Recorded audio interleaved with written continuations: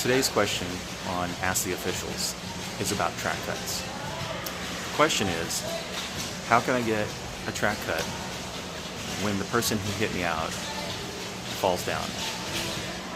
Unfortunately, that scenario doesn't have enough information to really answer the question.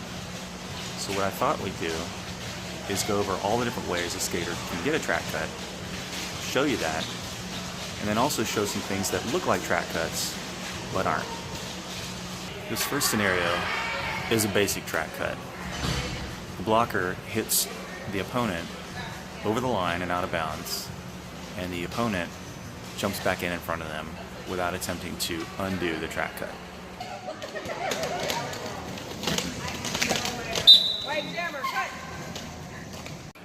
This next cut is a little bit more subtle, but really common. The blocker is holding the opponent behind them on the line, and while blocking, they step out and step back in. Notice the right skate on the blocker in the front steps over the line and puts the skate back in bounds. This is a track cut, and it's often confusing to the blocker who gets called out because it doesn't seem like a cut, but it is.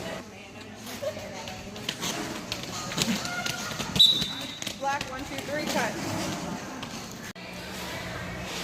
This next scenario is also really common.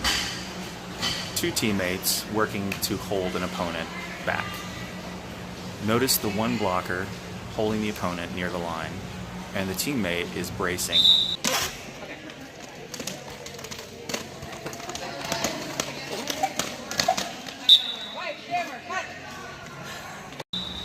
The only one of the two blockers that actually touches the opponent is the one in back, who blocks the opponent over the line. Notice that the opponent who is blocked out comes back in behind the person that blocked them out, but the teammate that was bracing skates back and thereby draws a cut on the person who's blocked out.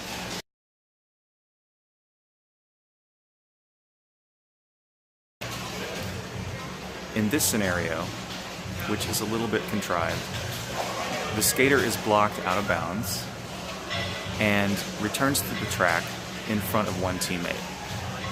Notice that the initiator of the block also went out of bounds. So when the skater who was blocked out of bounds returns to the track, they do not cut the opponent, they cut one teammate, but they are not issued a penalty.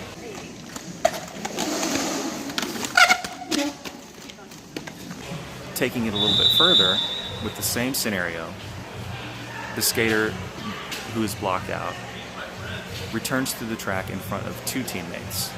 In this scenario, they do receive a track cut penalty.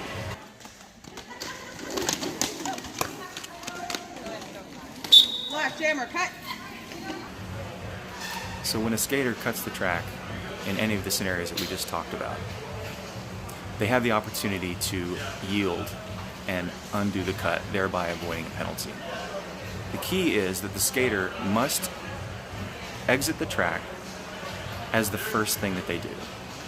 So in this scenario, the skater removes themselves from the track, thereby yielding and undoing the cut.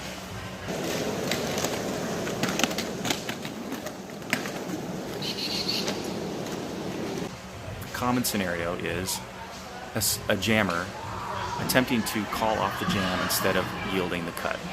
In this scenario, the skater, as a jammer, exits the track, re-enters the track as a cut, but attempts to call off the jam instead of exiting the track and yielding the cut. So they get the penalty and the jam is not called off.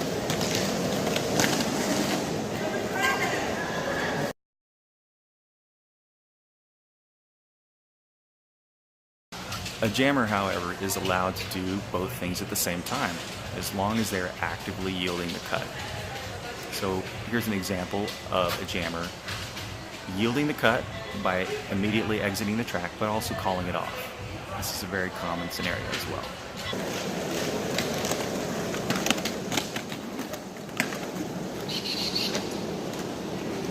So we've seen all the ways in which a skater can cut the track. But what about things that look like a track cut but aren't?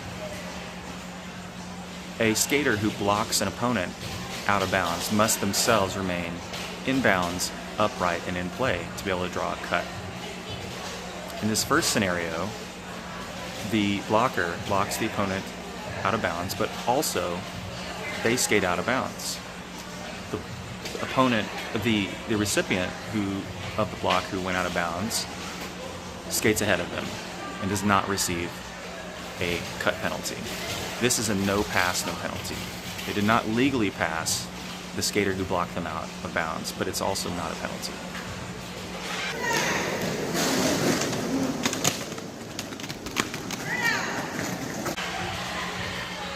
The second scenario, the blocker blocks the opponent out of bounds and takes a knee. They fall. The skater who is blocked out of bounds then jumps back in front of them and skates away. This is also no pass, no penalty.